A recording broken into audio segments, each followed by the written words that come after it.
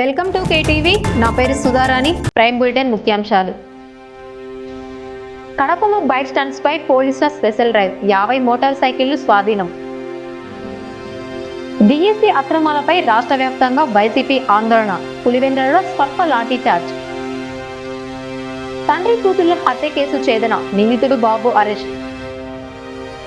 కడపలో త్రాగునీటి సమస్యలకు ప్రత్యామ్నాయ ఏర్పాట్లు. గండికోట నుంచి మైలవరం వైపు నీటి విడుదల. డిఎస్సి నియామకాల్లో అవకతవకల ఆరోపణలపై సిబిఐతో సమగ్ర విచారణ జరిపించాలని వైఎస్ఆర్సీపీ నేతలు డిమాండ్ చేశారు. నియామక ప్రక్రియపై అభ్యర్థుల్లో ఉన్న అనుమానాలను నివృత్తి చేసి అర్హులకు న్యాయం చేయాలని కోరారు. శాంతియుతంగా ప్రజాస్వామ్య పద్ధతిలో నిరసనలు చేస్తున్న అభ్యర్థులు వైఎస్ఆర్సీపీ శ్రేణులను పోలీసులు అడ్డుకోవడం దారుణమన్నారు. ప్రజాస్వామ్యంలో నిరసన తెలిపే హక్కులను కాలరాయడం సరికాదని విమర్శించారు. అభ్యర్థులతో చర్చించి డిఎస్సి సమస్యలను పరిష్కరించాలని ప్రభుత్వాన్ని డిమాండ్ చేశారు. నియామకాల్లో పూర్తి పారదర్శకత తీసుకురావడంతో పాటు బాధ్యులపై చర్యలు తీసుకోవాలని వైఎస్ఆర్సీపీ నేతలు కోరారు. ఈ రోజు ప్రొద్దుటూరు పట్టణంలో రాచమల్లు ప్రసాద్ రెడ్డి ఆధ్వర్యంలో రాచమల్లు ప్రసాద్ రెడ్డిని హౌస్ అరెస్ట్ చేసినందున కార్యకర్తలు స్వచ్ఛందంగా వచ్చి ఇక్కడ ర్యాలీకి వచ్చినాం. అయితే పోలీసులు మమ్మల్ని అటకాయించి మధ్యలోనే నిలబెట్టేసినారు. దాని సందర్భంగా మేము ప్రెస్ మీట్ పెట్టదలుచుకున్నాం. లోకేష్ గారిని, చంద్రబాబు నాయుడిని డైరెక్ట్గా ఒక ప్రశ్న వేస్తున్నాం. మేము మా పార్టీ తరఫున కానీ డిఎస్సి అభ్యర్థులు కానీ 2025 డిఎస్సి అభ్యర్థులందరూ కూడా ఏమడుగుతున్నారు? డిఎస్సిలో మోసం జరిగింది, అన్యాయం జరిగింది అని చెప్తున్నారు. మేము కూడా లోకేష్ గారిని, చంద్రబాబుని అడిగేది ఏంటంటే, మేము మా గవర్నమెంట్లో సచివాలయ ఉద్యోగాలు 1,50,000 ఇచ్చినారు. మీ గవర్నమెంట్లో 16,000 మాత్రమే డిఎస్సి ఇచ్చినారు. 16,000 ఉద్యోగాలలోనే అవినీతి జరిగిందని చెప్తా ఉన్నాం. 16,000 ఉద్యోగాలకు డిఎస్సి పైన సిబిఐ ఎంక్వైరీ వేయి, 1,50,000 ఉద్యోగాల పైన సిబిఐ ఎంక్వైరీ వేయి. మీకు దమ్ము ధైర్యం ఉంటే అప్పుడు ఎవరి నిజాయితీ ఎవరిది, ఎవరు ఏం మేలు చేసినారు, ఎవరు నిజాయితీగా పనిచేసినారు అనేది సిబిఐ ఎంక్వైరీలో తేలుస్తుంది. మీ పైన మీరే గవర్నమెంట్, లోకల్లో కూడా మీరే, 2 ప్రభుత్వాలు మీయే, డబల్ ఇంజన్ ప్రభుత్వం. అట్లాంటప్పుడు సిబిఐ ఎంక్వైరీ వేసేదానికి మీకు వచ్చిన నష్టమేముంది? మేము అడుగుతున్నాం, మీకు ఎందుకు భయం? వేయండి. 1,50,000 ఉద్యోగాల పైన వేయి, ఈ 16,000 ఉద్యోగాల మీద వేయి డిఎస్సి పైన. అప్పుడు తెలుస్తుంది కదా నీ నిజాయితీ ఏదో బయటపడుతుంది, మా జగన్మోహన్ రెడ్డి నిజాయితీ ఏదో బయటపడుతుంది. అట్లా చేసేది లేదు. ఎంతసేపు ఇట్లా అక్రమ అరెస్టులు, మేము ర్యాలీలు చేస్తుంటే అక్రమంగా పోలీసులతో అడ్డుకోవడం. ఇప్పటికైనా తెలుసుకొని సిబిఐ ఎంక్వైరీ చేయాలనేసి మా ప్రీతమ నాయకుడు వైఎస్ జగన్మోహన్ రెడ్డి గారి ఆదేశాల మేరకు ఈ రోజు ప్రొద్దుటూరులో రాచమల్లు ప్రసాదన్న గారి ఆధ్వర్యంలో ర్యాలీ నిర్వహించడానికి ఇక్కడ వచ్చాము. 3 రోజులుగా నిరాహార దీక్షలు కూడా చేశాము. డిఎస్సి అక్రమాలు జరిగాయనేది ఇది పచ్చి నిజం. ఎందుకంటే ఇప్పుడు సోషల్ మీడియాలో కానీ మొత్తం చాలా మంది ఆధారాలతో సహా నిరూపించారు అక్రమాలు ఎలా జరిగాయని. ప్రశ్నపత్రం తయారీ నుంచి లీకేజీలు, మెరిట్ లిస్ట్ బయటికి ప్రకటించకపోవడం, ముఖ్యంగా స్పోర్ట్స్ కోటాలో ప్రతిభావంతులకి కాకుండా ఊరికే పాల్గొన్న వారికి ఉద్యోగాలు ఇవ్వడం, అది కూడా వాళ్ళకు సబ్జెక్టుల టీచర్లుగా అలాట్ చేశారు. ఎవరైనా ఉద్యోగం అనేది, ఉపాధ్యాయ వృత్తి అనేది ఒక మంచి బాధ్యతాయుతమైన వృత్తి. ఆ వృత్తిలో ప్రతిభావంతులు లేకపోతే వాళ్ళ పిల్లలను ఎలా ప్రతిభావంతులుగా తీర్చిదిద్దుతారు? ఇది చాలా దారుణం అసలు అక్రమాలు జరగడం అనేది, ముఖ్యంగా ఉపాధ్యాయ వృత్తిలో. అలాగే ఇప్పుడు మెరిట్ లిస్టు కనీసం ఇప్పటికైనా కోర్టులో వాళ్ళు సబ్మిట్ చేయాలని, ఎందుకంటే కోర్టులో దాదాపు 300 పైన పిటిషన్లు వేశారు కేవలం ఈ డిఎస్సి అక్రమాల పైన, స్పోర్ట్స్ కోటాల పైన. ఇవన్నీ కూడా స్పోర్ట్స్ కోటాల అవతాటాల గురించి సిబిఐ ఎంక్వైరీ జరగాలి. ముఖ్యంగా పిల్లలందరికీ న్యాయం జరుగుతుంది. నిరుద్యోగులందరూ దాదాపు 3.5 లక్షల మంది అభ్యర్థులు పోటీ పడి పరీక్ష రాస్తారు. ఈ డిఎస్సి పరీక్ష కేవలం 16,000 మంది ఉద్యోగాల కోసం. ఈ అభ్యర్థులందరికీ న్యాయం జరగాలని కూడా మేము అందరినీ కోరుకుంటున్నాము. అలాగే గవర్నమెంట్ ఇప్పుడు ఫీజు రియంబర్స్మెంట్ బకాయిలు కూడా చాలా మంది సర్టిఫికెట్లు రాక వాళ్ళకి ఇప్పుడు ఉద్యోగాలు ఎవరు ఇవ్వట్లేదు. అయిపోయిన కోర్సులు అయిపోయిన వాళ్ళకు సర్టిఫికెట్లు రాక వాళ్ళు బయట ఉద్యోగాల కోసం వేచి చూస్తున్నారు. వాళ్ళకు తప్పకుండా ఫీజు రియంబర్స్మెంట్ బకాయిలు వెంటనే చెల్లించాలి. వసతి దీవెన బకాయిలు, ఇచ్చిన హామీలన్నీ కూడా ప్రభుత్వం ప్రజలందరికీ న్యాయం జరగాలని మేము అందరి తరఫున కోరుకుంటున్నాం. ఇక్కడ భౌతికంగా మమ్మల్ని ర్యాలీలు ఆపారు, కానీ మీరు సోషల్ మీడియాలో అందరికీ మొబైల్ ఫోన్స్ ఉన్నాయి, ప్రతి ఒక్కరికి ఈ న్యూస్ అందరికీ రాష్ట్రంలో అందరికీ తెలుసు. ఇది అన్యాయం జరిగిందని వాళ్ళ ప్రజల మనసులోంచి మాత్రం ఇది ఎవరు తీసివేయలేరు. ఈ భౌతికంగా ఎంత ఆపినా కూడా ఇవన్నీ కూడా పక్కకి వెళ్ళిపోతా అందరికీ పాస్ అవుతా ఉంటాయి. మీరు ముఖ్యంగా చూసుకుంటే నీట్ లీకేజీపై కాంగ్రెస్ పార్టీ కాక్రోచ్ పార్టీ కూడా ఎవరు పిలవకుండానే మొత్తం ఆడపిల్లలు మగపిల్లలు అందరూ కూడా ఢిల్లీకి వెళ్లి ధర్నాలో పాల్గొన్నారు. ఎక్కడైనా అక్రమాలు జరిగితే యువత ఖచ్చితంగా ప్రశ్నిస్తారు. మీరు ఆపే కొద్దీ యువత ఇంకా ఎక్కువగా ప్రశ్నిస్తారు. ఇది మాత్రం ప్రభుత్వం గుర్తు పెట్టుకోవాలని, తర్వాత వచ్చే పోటీ పరీక్షలనైనా సక్రమంగా నిర్వహించి యువతకు న్యాయం జరగాలని 2025 డిఎస్సి నియామకాలపై విచారణ చేపట్టాలని డిమాండ్ చేస్తూ పులివెందులలో వైసీపీ ఆధ్వర్యంలో భారీ నిరసన ర్యాలీ నిర్వహించారు.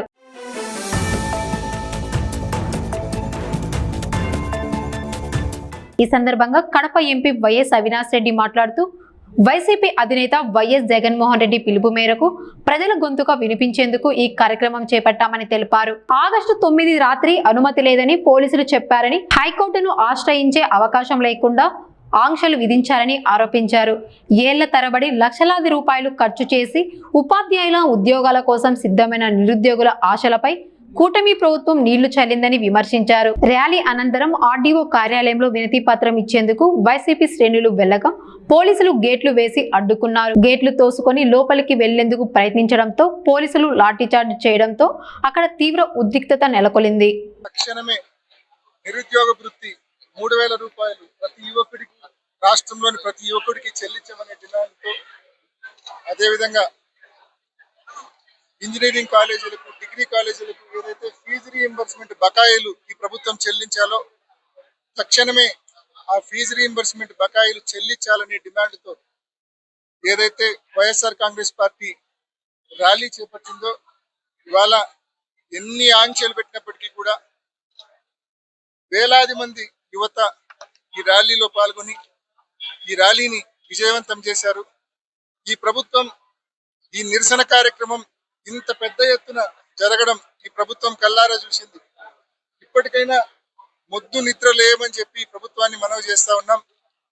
ఎన్నికలప్పుడు మీరు ఏదైతే సూపర్ 6, సూపర్ 7 హామీలు ఇచ్చారో ఆ హామీలు అమలు చేయమని చెప్పి ప్రభుత్వాన్ని మనవి చేస్తా ఉన్నాం. ముఖ్యంగా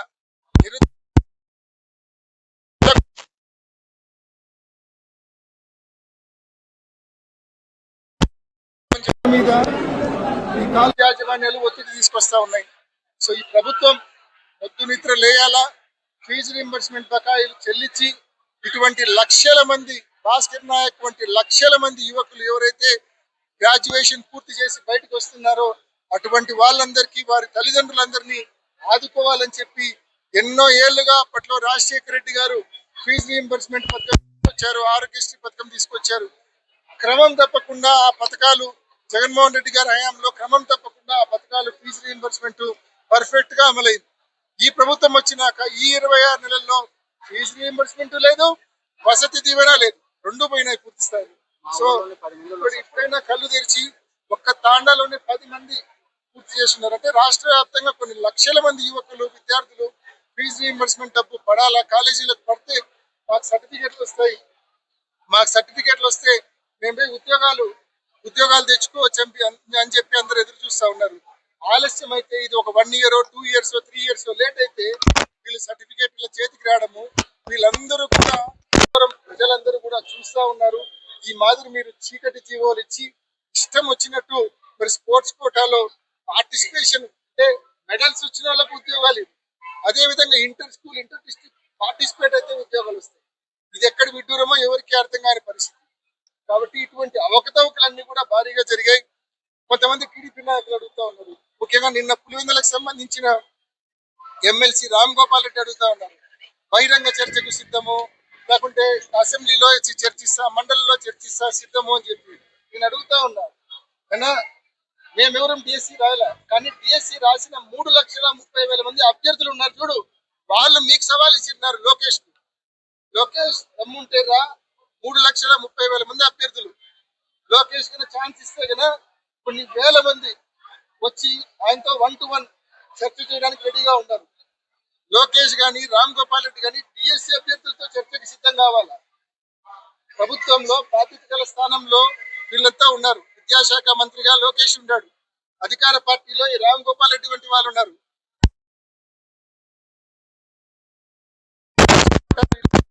జీవోలు ఇచ్చి మళ్ళా జీవోలు రద్దు చేసి ఇష్టం వచ్చినట్టు స్పోర్ట్స్ సంఖ్య కూడా జూడో, అదే విధంగా మన బాల్ బ్యాడ్మింటన్, మన పాకాట ఇటువంటివన్నీ కూడా స్పోర్ట్స్ కోటాలో గేమ్స్ అన్ని యాడ్ చేయడం ఒకటి, స్పోర్ట్స్ కోటా శాతం పెంచడం ఒకటి, పరీక్ష రాయకుండానే స్పోర్ట్స్ కోటా ఉద్యోగం తెచ్చుకునే అవకాశం ఒకటి, డిగ్రీ కూడా లేకుండానే స్పోర్ట్స్ కోటాలో ఉద్యోగం తెచ్చుకొని మళ్ళా ఉద్యోగం వచ్చిన 5 సంవత్సరాల తర్వాత డిగ్రీ పూర్తి చేసుకునే వెసులుబాటు, ఇటువంటి ఘోరాతి ఘోరాలు జరిగిపోయాయి.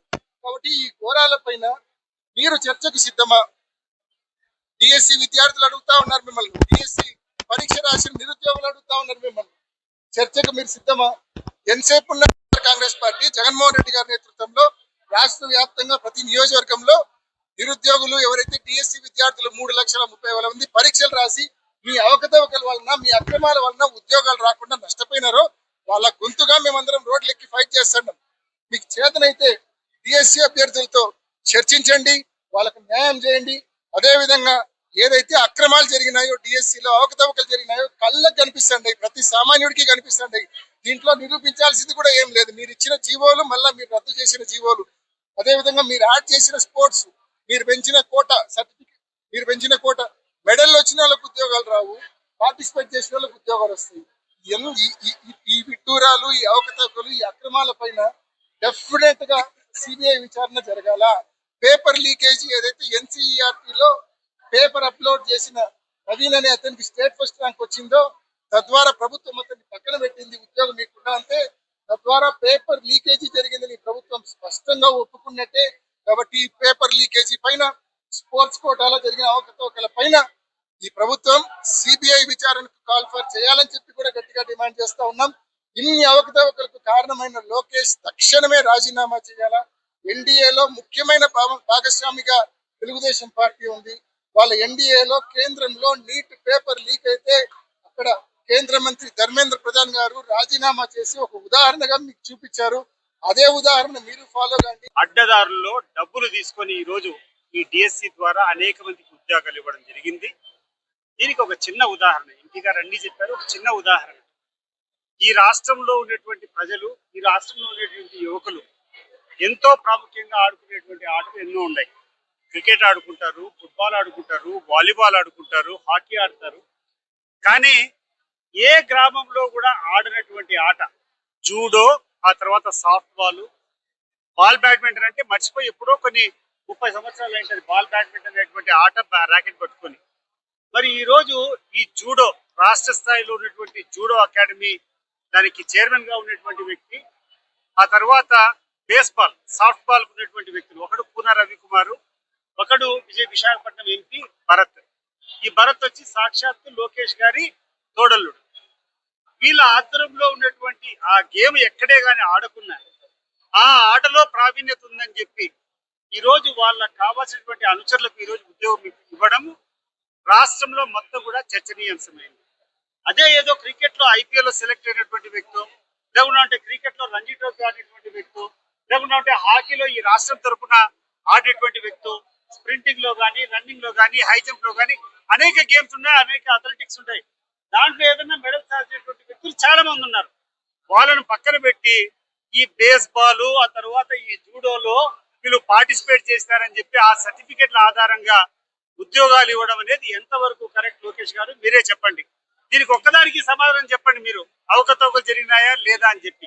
ఇది నిజమైతే అన్యాయంగా, అక్రమంగా, ఎటువంటి విలువలు లేనటువంటి ఆటలు, ఎటువంటి ఆచరణలో ఆడినటువంటి ఆటలకు తగినటువంటి వాళ్లకు ఉద్యోగాలు ఇవ్వడం అంటే అవకతవకలు జరిగాయనేది మీరు ఒప్పుకోవాలా, లేకుంటే సిబిఐ ఎంక్వైరీకి, ఆ విచారణకు మీరు ఒప్పుకోవాలా? కాబట్టి రాష్ట్రంలో ఉన్నటువంటి యువకులందరూ కూడా కోరుకునే రకంగా లోకేష్ గారు స్వచ్ఛందంగా రాజీనామా చేయాలి. అదే ప్రెసిడెంట్ ఈరోజు ప్రధాన్ గారు రాజీనామా చేశారు. రాష్ట్రంలో, దేశంలో ఉన్నటువంటి ఆ మినిస్టరు ఎక్కడైతే అవకతవకలు జరిగాయని చెప్పేసి, మెడికల్ పరీక్షలు జరిగినాయని చెప్పారు నీట్ ఎగ్జామ్స్ లో, అది రాజీనామా చేసి ఒక ఎగ్జాంపుల్ సెట్ చేస్తారు. లోకేష్ గారికి కూడా మేము అదే కోరుకుంటున్నాం. Please set an example. మీరు రాజీనామా చేసి సిబిఐ ఎంక్వైరీ దాంట్లో మీ యొక్క నిర్దోషిత్వాన్ని నిరూపించుకునేంత వరకు దయచేసి మీరు మీ పదవికి రాజీనామా చేయాలని చెప్పి కోరుకుంటున్నాను. వైఎస్ జగన్మోహన్ రెడ్డి ఆదేశాల మేరకు రాజంపేటలో ఎమ్మెల్యే అన్నమయ్య జిల్లా వైసీపీ అధ్యక్షుడు ఆకేపాటి అమర్నాథ్ రెడ్డి ఆధ్వర్యంలో భారీ నిరసన ర్యాలీ నిర్వహించారు. ఆర్ఎన్బి బంగ్లా నుంచి ప్రారంభమైన ర్యాలీని పోలీసులు కొద్ది దూరంలోనే అడ్డుకోవడంతో ఉద్రిక్తత నెలకొంది. ర్యాలీని అడ్డుకోవడం ప్రజాస్వామ్య హక్కులను కాలరాయడమేనని, శాంతియుత నిరసనలకు అనుమతి ఇవ్వాలని ఆకేపాటి అమర్నాథ్ రెడ్డి డిమాండ్ చేశారు. విద్యార్థులు, యువత సమస్యలపై మాట్లాడే గొంతును అణచివేసేందుకు కూటమి ప్రభుత్వం ప్రయత్నిస్తోందని ఆయన ఆరోపించారు.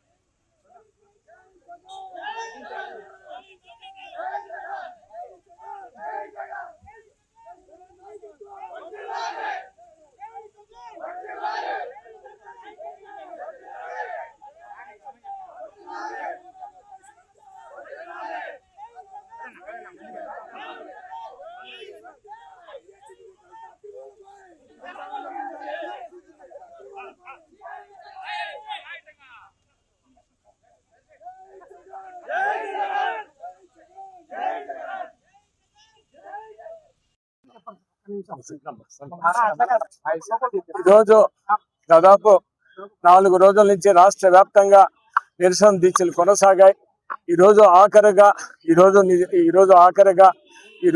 పెద్ద నిరసన ర్యాలీ మొదలుపెట్టే పోలీసులు అడ్డుకోవడం ఇది చాలా దుర్మార్గమైన చర్య. పోలీసులతో ఈ ప్రభుత్వం ఉద్యమాలు ఆపాలని చూస్తుంది, ఎప్పుడు కూడా ఆపలేరు. ఈ నిరసన దీక్షలను కావచ్చు, ఈ ఉద్యమాలు ఇంకా కూడా కొనసాగింపు జరుగుతుంది, ఇంకా కూడా ఎక్కువ ఉద్యమాలు చేయడం జరుగుతుంది. ఈ రోజు నిజంగా ఈ నిరసన దీక్షను ఆపడం, ఈ ర్యాలీని ఆపడం చాలా దుర్మార్గమైన చర్య. తప్పకుండా ఈ లోకేష్ వెంటనే రాజీనామా చేయాలా, దీన్ని సిబిఐ ఎంక్వైరీ చేయాలా. తక్కువ వర్షపాతం కారణంగా కడప నగరంలో త్రాగునీటి సమస్య తలెత్తే అవకాశం ఉందని ఎమ్మెల్యే మాధవిరెడ్డి తెలిపారు.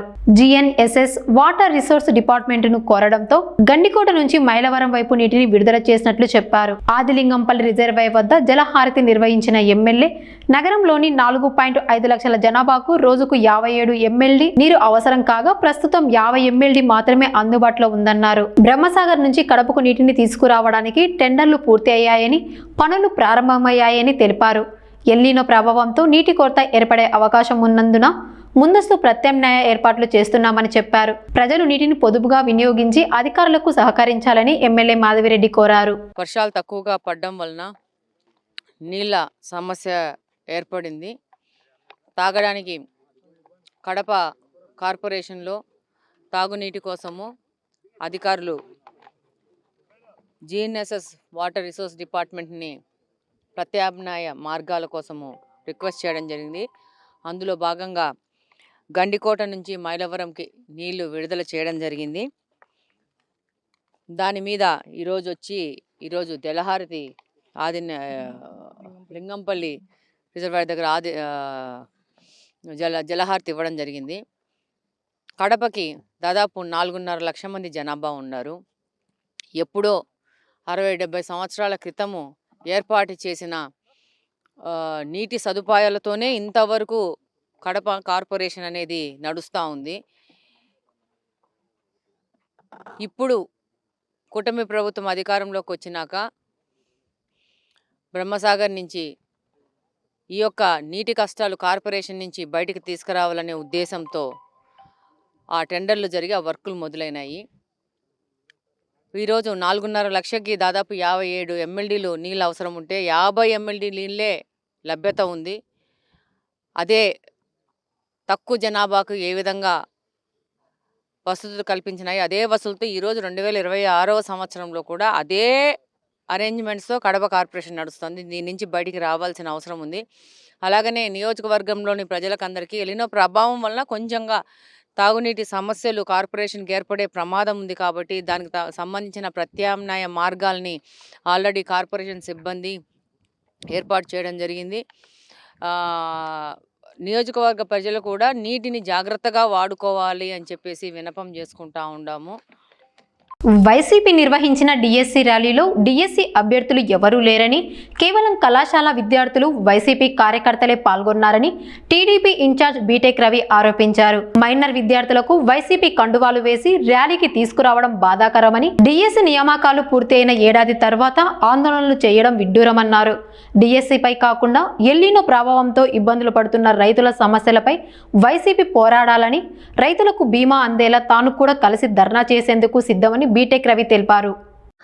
ముఖ్యంగా ఈరోజు ఏదైతే కూటమి ప్రభుత్వం ఒక మంచి ఉద్దేశంతో డిఎస్సి పెట్టి దాంట్లో 16,000 మందికి అందరికీ పోస్టింగ్లు ఇచ్చిన ఒక నెలకు అదంతా అంటే దాంట్లో కొన్ని పొరపాట్లు జరిగినాయని, తప్పులు జరిగినాయని,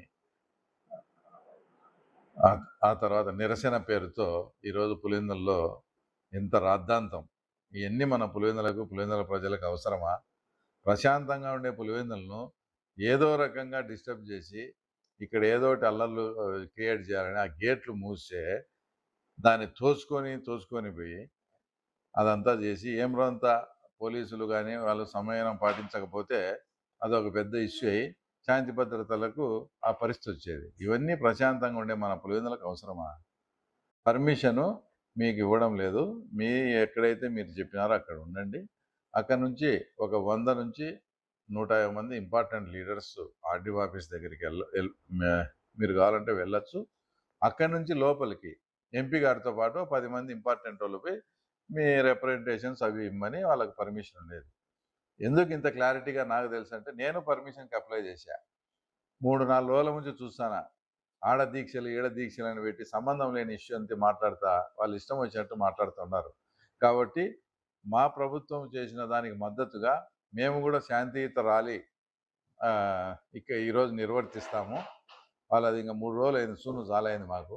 మేము కూడా శాంతియుతంగా డిఎస్సి మేము ధైర్యంగా డిఎస్సి పెట్టినాం, ఇన్ని పోస్టులు ఇచ్చినాం, ఎక్కడ అవకతవకలకు ఛాన్సే లేదని శాంతియుతంగా మేము కూడా వచ్చేసి ధర్నా చేస్తామని పోలీసు వాళ్ళని అడిగితే వాళ్ళు ఈరోజు పెట్టుకున్నారు.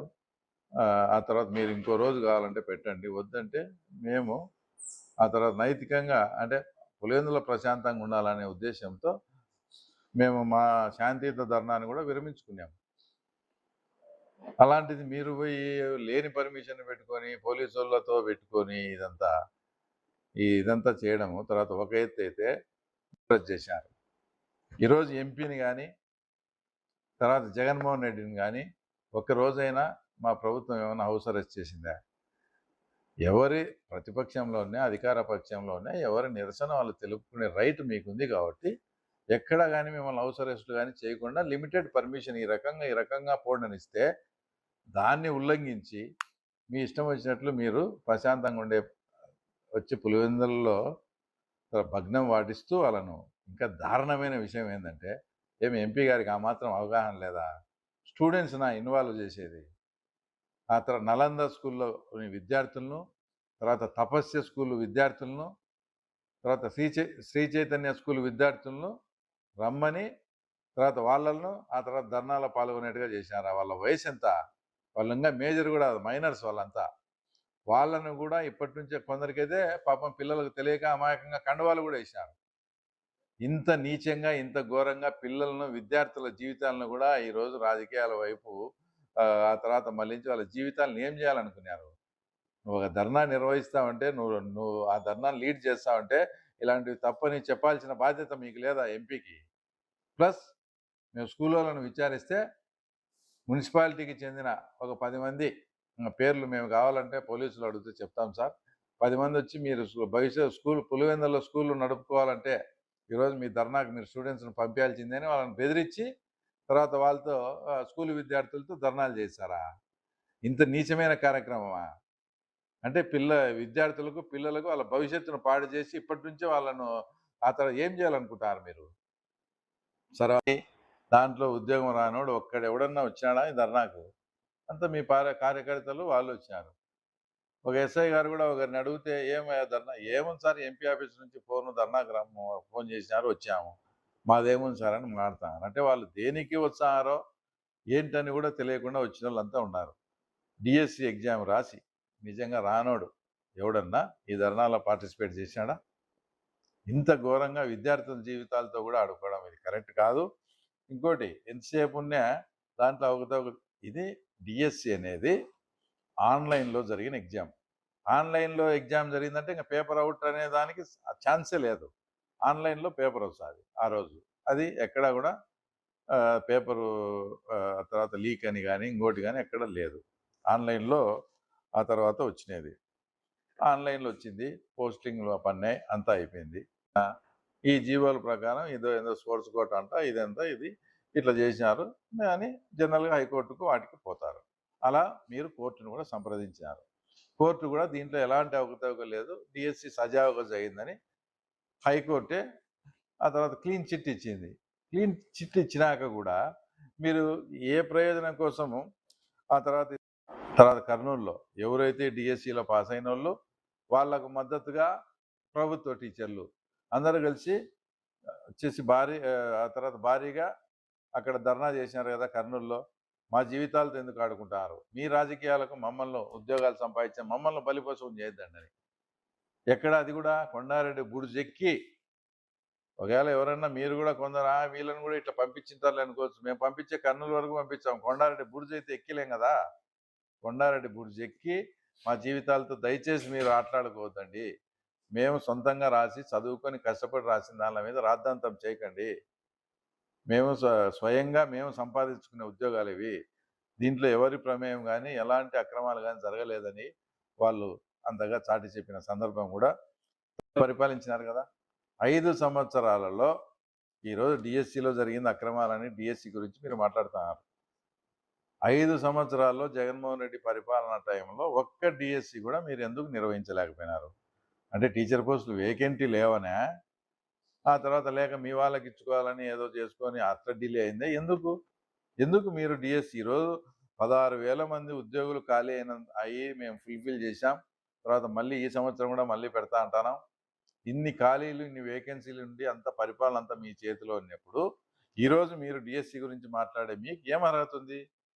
ఆ తర్వాత మీరు జాబ్ క్యాలెండర్ కూడా రిలీజ్ చేసి డిఎస్సి ఎందుకు మీ 5 ఏళ్ల కాలంలో ఒక్క డిఎస్సి కూడా మీరు ఎందుకు నిర్వహించలేకపోయినారో సూటిగా ఎంపీ సమాధానం చెప్పాలి. ఈరోజు మా లోకేష్ బాబు రాజీనామా చేయాలంటారు, దానికి ధర్మేంద్ర ప్రధానం ముడిపెడతారు. ఇప్పుడు సెంట్రల్లో నీటిలో జరిగిన దానికి డిఎస్సిలో జరిగిన దానికి ఏమన్నా సంబంధం ఉందా? నీట్ ఎగ్జామ్ అనేది ఆల్రెడీ పేపర్ లీక్ అయిపోయింది.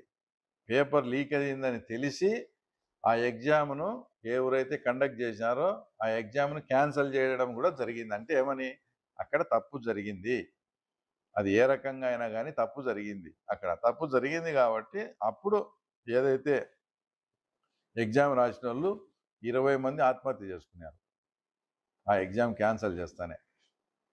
అంతటి సీరియస్ ఇష్యూ అయిపోయి దాన్ని ఏదైతే కాక్రోచ్ పార్టీ కావచ్చు, జంజీ ఉద్యమము ఇట్లా మీలాగా ఇట్లా ఎవడంటే వాళ్ళు కాకుండా నిజంగా బాధితులు చేసినారు కాబట్టి ఆ ఉద్యమం సక్సెస్ అయ్యి దాంట్లో ధర్మేంద్ర ప్రధాన్ రాజీనామా చేయాల్సిన పరిస్థితి వచ్చింది. ఇక్కడ ఏం జరిగింది? అక్కడ పేపర్ లీక్ అయింది, ఎగ్జామ్ కూడా మళ్ళీ కండక్ట్ చేశారు. ఇక్కడ ఏం జరిగింది? ఇక్కడ పేపర్ ఆన్లైన్లో వచ్చింది, ఉద్యోగాలు అయినాయి, అంతా ఎవరు ఉద్యోగాలు వాళ్ళు చేసుకుంటారు. దానికి దీనికి ముడి పెట్టడం ఏందో నాకైతే అర్థం కాలే. ఏందో ఆడ జరిగిందని ఈడ ట్రై చేసి ఏం చేయపుణ్య మా లోకేష్ బాబు మీద ఏందో ఇది చేసి ఏదో ఆయనకు చెడ్డ పేరు తేవాలని చూస్తున్నారు తప్ప దీంట్లో నిజంగా వాళ్ళను ఒకసారి ఆత్మపరిశీలన చేసుకోండి. మీ ఎంటముడు వచ్చింది ఎవరు, మీరు మాట్లాడేది ఏంది, దానికి లోకేష్ బాబు ఏమైనా అవకతవకలు జరిగింటే కదా చేసేదానికి. ఇది వాళ్ళ ప్రైమ్ బులెటిన్. చూస్తూనే ఉండండి కేటీవీ, ప్రతి వార్త ప్రజల పక్షం.